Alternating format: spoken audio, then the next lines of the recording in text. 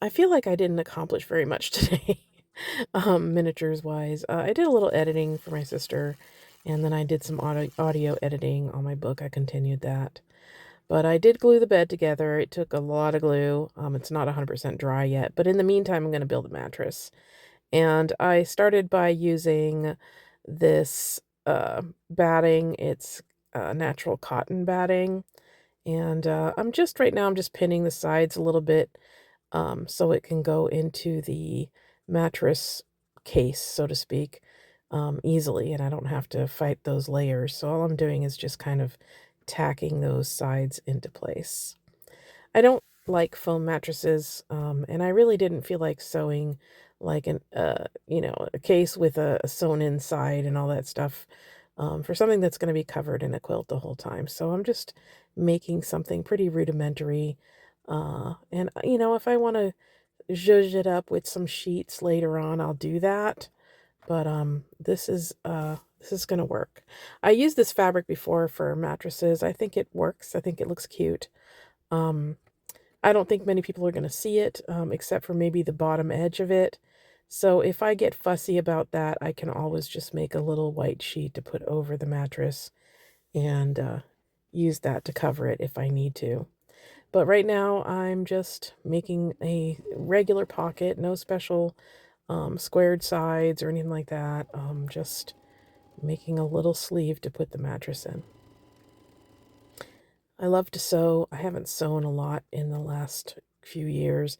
I used to do costuming, and I sewed constantly.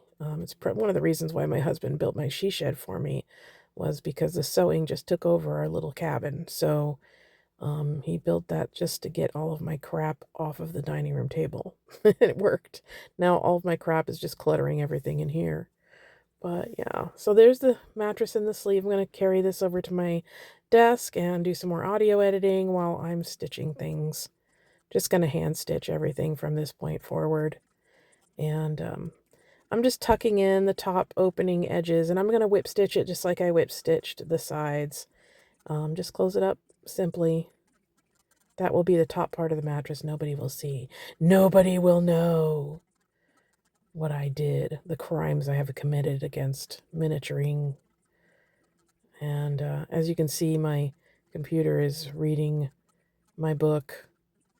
It's really the best way to do editing sometimes when the writing itself is just kind of, I guess, embedded in your head. And it's really hard for you to see the problem areas when you're the one who wrote it. So you either have somebody else do the editing, which I did, but there are still grammatical things and um, like little foibles here and there, and I gotta re-upload it. So if you buy the hard copy, um, just wait a few days and I'll finish this edit and get maybe the final fixes uploaded to Amazon. But meanwhile, I am now tufting. Now, I'm not really tufting. If I did, there would be more texture, more poofiness. It would be tighter, and the mattress would be kind of compressed by it. I'm just basically tacking the sleeve and the contents in the middle together so that it's all one consistent thickness. And I mean, it already is, but I don't know. I don't even know why I'm doing this. I don't need to, but I'm doing it. So I'm just using a thread. I'm poking through from one side to the other and kind of pulling them tight and then tying it off. And it kind of looks like it's tufting. I think I did 2, 3, 2, 3, 2, 3, and that's it. So yeah, I only paid $25 for this quilt, and to me, I feel like that's highway robbery, honestly. This is the little room box I'm going to use. My husband brought it down from the attic. Of course, it's going to need some modifications. It's pretty small for what I'm making. The bed takes up a good portion of it. But what my plan is to have a fireplace, and then I want some kind of chair. Oh yeah, I need to cover this up. It doesn't need a door. But I want to have some kind of chair, and then I thought a table for a little bit, but then I kind of revised that idea and thought it would be even better if I brought the fireplace forward and maybe did a built-in cabinet and then like have a counter type thing where I can put the cocoa and all that stuff and then have some built-in shelves to fill with lots of crap. Whoops, I didn't do a straight line there. Lots of crap, and there you go. I'm thinking that's what I might do. So the bed has successfully dried, and then of course I proceeded to loosen it by accident today. So I'm going to have to add some more glue and fix that, something a little more permanent. And here it is with the mattress added on. And I am going to have to make a sheet for the mattress because you can see the bottom of the mattress at the footboard. So I will make a little white sheet eventually for it.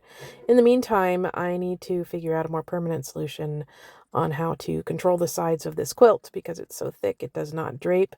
So right now I'm using pins to hold it in place, but I need to look up some ideas to work with that. But here it is, ready to roll with the little pillows that come with it. I'm going to add a bunch more pillows, I think. Make them a little more rustic and mismatched. I think that would be cool. But I love that headboard so much. Look how cute it is. So I put it in the room box, and now I am going to attack the fireplace today. So I decided I wanted to do, I figured out the general dimensions. And I know that it's not going to be exact because even with the laser cut, I'm adding in some organic materials again, so it might change the dimensions that I have in mind, but slightly. But my husband just happened to be working on a project with pea gravel today, so I asked him to set me a little bit aside so I could use it for this project. And so I just kind of did a little rough sketch. And for a little while, I was contemplating whether or not I should add a flue. I'm still kind of up in the air about that. So I just wrote down the general measurements that I'm going to need if there is going to be a flue. And so, yeah, I just to light burn. And I kind of created the basic pieces for the fireplace itself. And I think I'll decide whether or not I want to do a flue after I've finished this portion of the fireplace. I think I'll do that. But as I build that stuff on Lightburn, I'm going to cut it with my laser. And god damn, I love having a laser. I cannot describe how much easier it is to do projects without having to cut things with a X-Acto knife. So here's some of the pea gravel he set aside for me. I'm going to save a lot of it because Wolf Hall is going to have some stonework in it, so I might as well save it for that. That is not a neurological disorder. I think I was just shaking something. So yeah, this is kind of just the bare face of the fireplace. It is, I would just describe it as armature to build the fireplace on. So I'm not being perfect about how I glue things. I just want it to hold together enough to act as a foundation for my stonework. So voila. So I do need to figure out, I don't have all my materials for this. I don't have any, I need to get some grout, some gray grout. And I'm kind of ambivalent about having to buy an entire thing for this little project. But then I just remembered that I am making Wolf Hall in stone. So I could probably use the grout on Wolf Hall as well eventually. But yeah, I'm putting the little pediment on here. So there you go. And yeah, I'm still on the fence about whether or not I want to do a flue. So the mantelpiece, I wanted it to be kind of a rough-hewn piece of wood. So back to the dog stick bucket. And I found this lovely little piece of wood, and my husband helped me cut it to size and shape. And yeah, it looks rough, and it's not going to fit perfectly, but those stones are going to go right up to the top of it, and the mortar is going to cover up all those sins. So don't judge me right now. Trust the process, as I say. And yeah, it doesn't fit perfectly, but I'll make it. I'll make it work. Sorry, I had to yell. So there, my husband just walked by and gave me a weird look. I'm in my car. I narrate in my car. So on go the little pea gravel stones, and as you can see, I'm putting them on pretty roughly. But remember, mortar is going to, or the grout I'm going to use, is going to unify them more. But again, trust the process. I'm faced with a conundrum. I really wish that, thinking maybe I'm going to add on a ledge here, because I would really like the bed to be in this direction. And the reason why is because the floor space is already so limited, and I have all these ideas that I want to do in here. So I might add in another piece of wood here and kind of extend the room out just a little bit. But in the meantime, oh shit, I just broke the bed. I'll have to fix that. In the meantime, we'll put the bed here. Hopefully I can get that fixed. But my stones are in, and it does need to be mortared, so it looks a little crazy right now, but once it's mortared, it's going to look really cool and unified. I was going to put it here, but I really wanted this to be a feature piece, so I think I'm going to put it here. And that will be great because then I can put a flickering fire unit in here, and it will have a little dancing fire. And then I'll have this little grate here. I'm going to paint it with the iron paint, and it will look amazing with the fire flickering behind it. Then I have room to put stuff up here, and I don't have to worry about, chimneys and all that stuff too. So instead of a built-in cabinet, I actually have a kit, and I keep forgetting that I have these kits that I can use. It's one of my kits, and this is called the Chelmsford Shelf, and it has the same kind of nature theme, right? So it's kind of filigree and cool, and however I finish it, it will look neat on this wall. There you go. So that brings it down to the accessories that actually inspired this whole room box.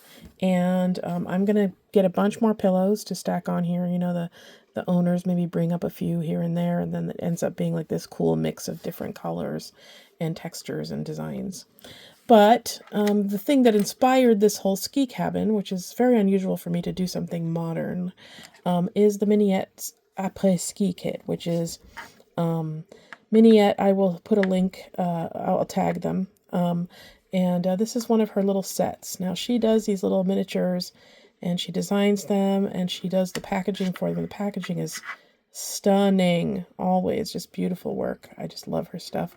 And I'm not a modern, dollhouse kind of person, but yeah, these speak to me.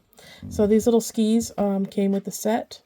And you've got some little ski poles, so we're going to just pop those here too.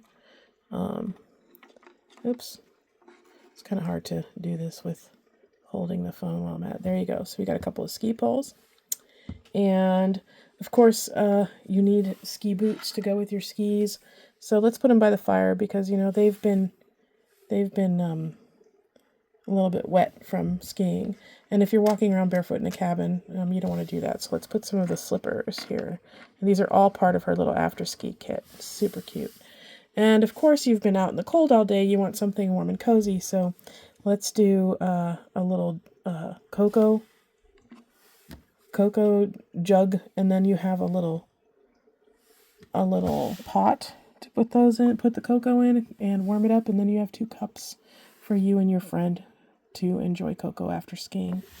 And of course you have, and if I am going to do a chair and I do the ledge here, I'll have room for a chair, and then this will have room for this little blanket for the chair to sit on the chair. So this is kind of where I want to go with it. It's going to need a little area rug, and I want to add in some rustic timbers on the top and make it look cool. And I'm still trying to think of the wall finishes, but this is the direction I'm going. I don't know. We'll see. Oh yeah, and I almost forgot. When you're up in a cabin somewhere with no reception and stuff, what are you going to do? You're going to play guitar. There's no Wi-Fi, right? So you're going to find something to do. You're going to sing some songs by the fire. And I also forgot the ski goggles, so we'll put those up here just for now.